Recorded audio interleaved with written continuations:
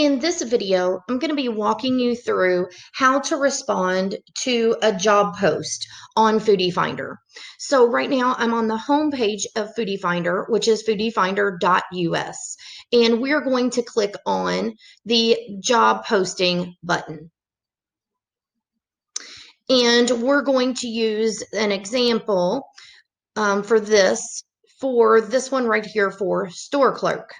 So you click on the job posting that you're interested in, and the page will load and give you details about the job post.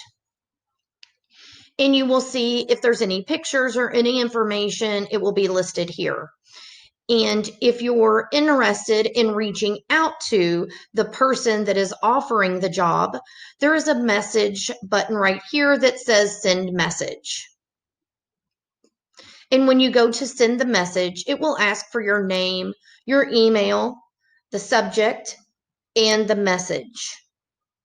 Once you fill out this information and you fill out the CAPTCHA here at the bottom to prevent spam, then you click the red send message button, and your message will be delivered to the company that is offering the job.